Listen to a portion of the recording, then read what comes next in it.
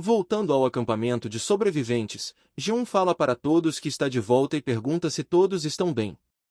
Um velhote diz que é um alívio que ele esteja de volta e que nada tenha acontecido em sua ausência. G1 introduz Tai-san a todos, apresentando-o como um jogador do modo fácil, e pede que todos se deem bem com ele. Com isso dito, todas as pessoas no local começam a comentar sobre nosso protagonista, e que nunca o viram antes, mas dada a quantidade de jogadores no modo fácil, é difícil conhecer todo mundo. Tai-san percebe que nesse grupo há por volta de 100 jogadores do modo normal e fácil. Dentre eles, ninguém parece conseguir ver nosso fantasminha camarada, e como nosso protagonista suspeitava, ele não se recorda de nenhum desses rostos. G1 bate palmas para chamar a atenção de todos e diz que provavelmente já encontraram todas as pessoas próximas, e agora é hora de ir para a prefeitura. Tranquilizando a todos, ele fala para não se preocuparem, pois ele promete que irá protegê-los. Com as palavras de G1, a multidão de jogadores do modo fácil fica muito alegre, enquanto Tai-san demonstra uma expressão séria e pensativa em seu rosto. Como dito antes, eles se preparam para partir em direção à prefeitura. Logicamente, quem faz a frente para protegê-los é G1. O fantasminha sobrevoa a multidão enquanto pensa se essas são mesmo pessoas que entraram no labirinto, pois todos ali são extremamente fracos. O único que parece ser um pouco útil é o garoto na frente, mas nada além disso. Por fim, ele se pergunta por que Tai-san se deu ao trabalho de se encontrar com G1 e esse bando de fracassados. Mais à frente, um dos jogadores do modo fácil alerta o grupo sobre a aparição de um monstro logo à frente. Vemos que ele parece um pouco com a gosma de antes, mas dessa vez com um corpo humanoide, em vez de um nome, ele tem uma grande sequência numérica no lugar. Tomando a frente, G1 com sua espada e escudo em mãos diz que vai cuidar disso e pede que os outros esperem ali. Nesse momento, Tai-san nos diz que esse é um simples monstro de rank F, e até mesmo os caras do modo fácil dão conta deles. No entanto, os únicos que conseguem dar conta deles no momento são os jogadores do modo difícil. Vemos que G1 está lutando contra a criatura com certa dificuldade, mas depois de alguns golpes, a criatura é derrotada. G1 avisa a todos que derrotou a criatura e agora podem se aproximar. Mesmo com a vitória, Tai-san não demonstra qualquer tipo de contentamento por G1, pois ele sabia que isso ia continuar se repetindo. Como ele imaginava, durante todo o percurso, sempre que uma criatura aparecia, G1 entrava na frente para proteger o grupo. Mesmo vendo ele se arriscando, os outros permaneciam escondidos até o momento que fosse seguro sair novamente. Nesse meio tempo, se um monstro aparecesse, a única coisa em que eles pensavam era em fugir como ratos assustados, gritando pela ajuda de G1. Enquanto os jogadores do modo fácil corriam, um dos que ficou para trás estava prestes a ser mastigado. No instante seguinte, apenas respingos de sangue estavam onde o monstro se encontrava anteriormente. Vendo que a criatura desapareceu repentinamente, todos se perguntavam para onde ela tinha ido. Mal sabiam eles que a criatura foi reduzida a pó, e o único resquício dele estava grudado no teto. G1 vem a toda velocidade por ter ouvido os gritos dos jogadores do modo fácil antes, e pergunta se todos estão bem e onde estava o monstro. Ninguém sabia dizer o que aconteceu com a criatura que sumiu de repente. G1 se questiona como um monstro some assim do nada e se perguntava se alguém ali o matou. Se esse fosse o caso, ele não seria o único jogador do modo difícil entre eles. Isso faz se lembrar de Tai-san, que entrou no grupo recentemente. G1 percebe que sempre que encontrava uma pessoa, ela demonstrava medo. Mas diferente dos outros, Tai-san estava muito tranquilo, como se soubesse que isso já fosse acontecer. Por um momento, ele se lembra do nome de nosso protagonista e se pergunta se pode ser aquela pessoa. Mas logo descarta essa hipótese. Ele se recompõe e fala para todos colocarem o pé na estrada, pois ainda falta muito até chegarem à prefeitura. Depois daquilo, a proteção continuou, e G1 lidava com os monstros que apareciam pela frente. Enquanto isso, Tai-san matava todas as outras criaturas secretamente, e a longa caminhada continuava. O fantasminha os observava enquanto se perguntava o que todos estavam fazendo. Mesmo sendo tão fracos, estão em um estado em que podem se juntar para matar as criaturas, mas ninguém nem mesmo tentava e só corria sem nem olhar para trás. Ele os chama de lixos. Além de não quererem lutar, nenhum deles tem a intenção de fazer nada sozinho. Furioso, ele fala que esses merdas nem deveriam ter entrado no labirinto, pois isso é um insulto a todos que já entraram no labirinto no passado. Tai-san comenta que nunca tinha visto ele tão furioso assim antes. Ele fala que é bom que ninguém ali consiga ver o fantasminha. Enquanto isso, Jeon estava consolando uma senhora que estava no chão chorando, dizendo que não ia conseguir. Ele dizia para aguentar só mais um pouco. Vendo aquela cena lamentável, o fantasminha só conseguia pensar em como eles sobreviveram até agora, mas Tai-san fala para ele não se irritar muito com isso, pois o estranho aqui na verdade é ele. A maioria das pessoas escolheu entrar no modo fácil, mas o fantasminha pergunta do que Tai-san está falando sobre dificuldade fácil, sendo que existe apenas um labirinto no mundo. Com um olhar sério, Tai-san fala que eles precisam conversar.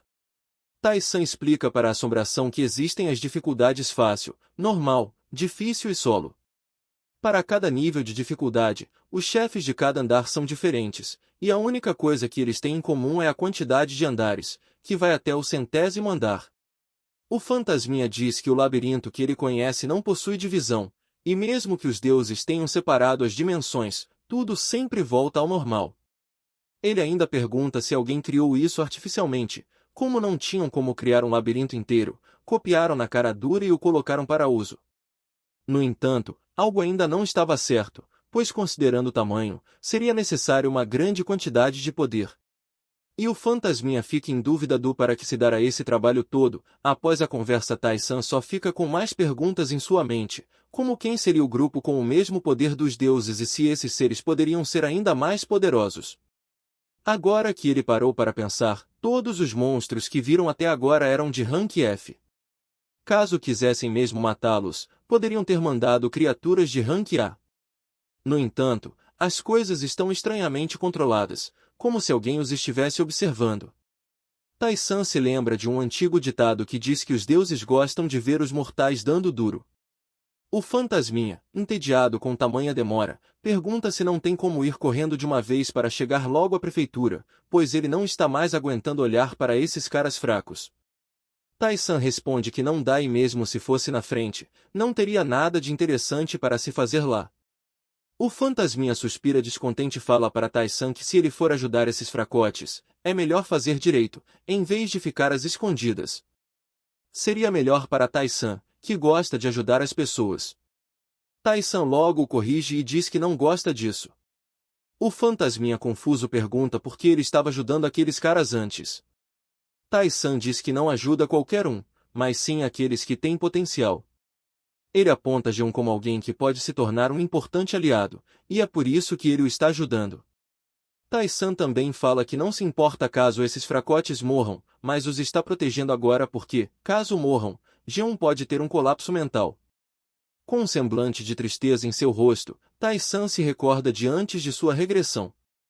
Jeon, em sua vida passada, também acompanhou um grupo de pessoas iguais a esse. Mas, lamentavelmente, quando chegou à prefeitura, ele estava completamente sozinho. Após relembrar a tragédia que aconteceu com Jeon, eles continuam seu caminho até a noite começar a chegar. Vemos que todos estão se deliciando com um belo pedaço de carne de monstro, e todos reclamam do gosto horrível que ela tem. Algumas pessoas do grupo discutem e pensam que deveriam ter trazido alimentos do mercado que passaram antes, mas, por medo dos monstros, eles optaram por não arriscar. Enquanto todos comiam carne de monstro, Tai-san estava se deliciando com presunto enlatado que pegou anteriormente.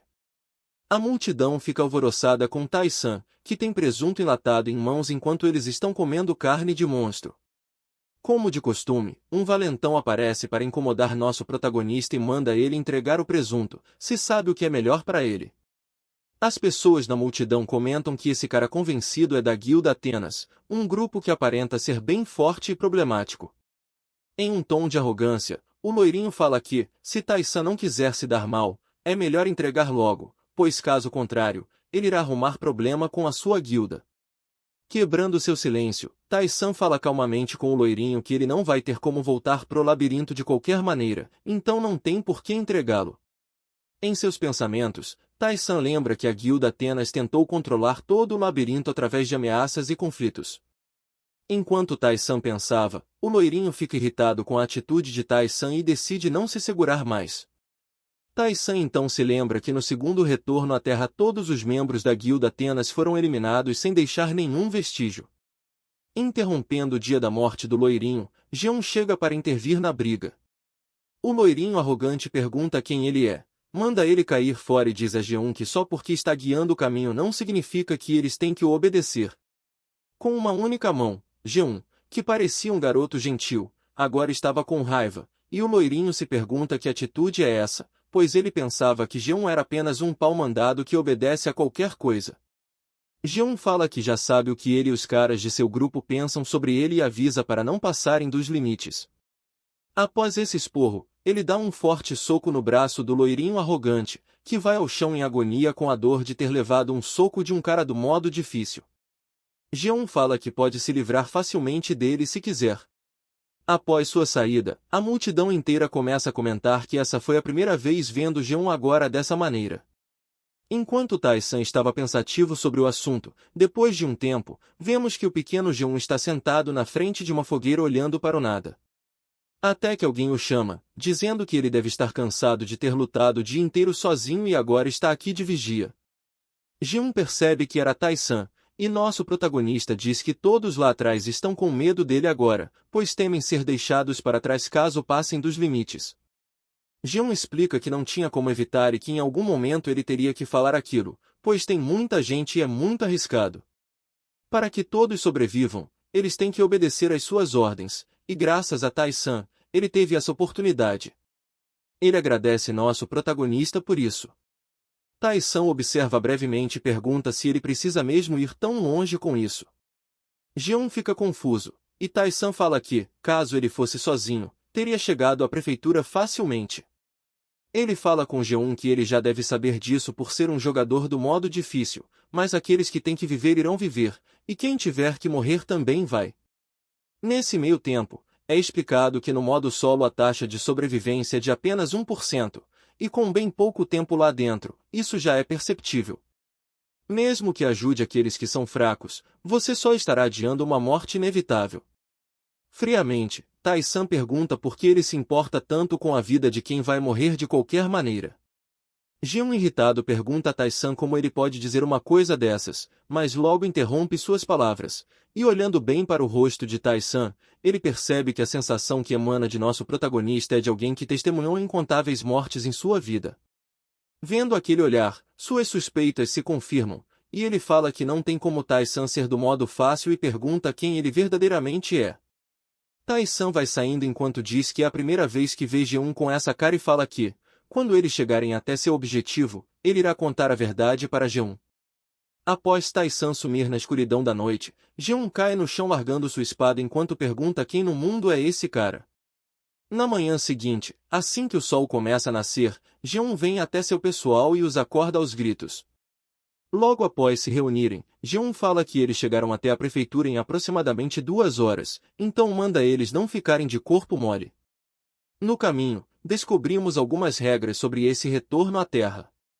A primeira regra é que as criaturas só atacam quem estiver indo para a prefeitura. A segunda regra é que aqueles que andam sozinhos ou já haviam chegado ou estavam mortos há tempos. Os figurantes que olhavam com medo avistaram 3 grandes centopeias estranhas vindo em sua direita, e temendo pelo pior, Jeon manda todos eles saírem correndo dali, o que a multidão faz sem nem precisar de segunda ordem. Enquanto a correria e o pânico se espalham, vendo a situação, Tai-san fala que contra 2 já era uma dificuldade para ele, mas 3 com certeza é impossível. Quando um garotinho que ficou para trás estava prestes a virar comida de centopeias, o herói Jeon aparece para salvar o dia. Jeon pensa que a prefeitura está logo à frente, então tudo o que tem que fazer é segurá-los por mais algum tempo. Enquanto vemos a habilidade fôlego de ataque ser usada por ele e agora pelos próximos 10 segundos, ele ia descer a mão em todas essas centopeias, batendo de frente com as críticas. Jeon tira de seu inventário um item chamado de Pó da Calma, e ao encontrarem um inimigo, ele explode formando uma barreira. A pequena sacola é arremessada na direção das criaturas, que logo é cortada e se torna uma barreira de cor amarela bem à sua frente. Otimista, ele pensa que agora só falta aguentar mais um pouco. Ao olhar para trás, ele vê que as pessoas estão paradas, e à sua frente outros 2 insetos gigantes apareceram, os cercando de todos os lados possíveis. A multidão de figurantes inúteis começa a falar para Geon ajudá-los, e nosso cabeça de tigela se pergunta por que essas criaturas querem tanto matá-los. Frente a tal situação, ele se pergunta o que deveria fazer, pois não tem mais nenhum item sobrando com ele. Mesmo que ele lute, não há como vencer, e mesmo tentando resistir, se continuar assim, todos irão morrer. Agora só restava morrer com eles ou fugir sozinho. Ele até pensa que sua força e velocidade estão em igualdade com a dos monstros, e que se ele correr com tudo, pode fugir facilmente. Mas vendo a cara de choro dos figurantes, ele pensava que teria que descartar todos eles, e só esse pensamento já era o suficiente para quase o fazer vomitar. Chorando, ele lembra das pessoas que vieram até aqui por sua causa e que, se fosse para os abandonar, era melhor nem tê-los trazido aqui para começar. Em meio ao desespero absoluto, ele se pergunta o que deveria fazer nessa situação. O vídeo chegou ao fim, pessoal. Se chegaram até aqui, peço a todos que deixem um comentário com sugestões de obras para novos vídeos, e deixem um like para ajudar no engajamento. Nos vemos no próximo vídeo.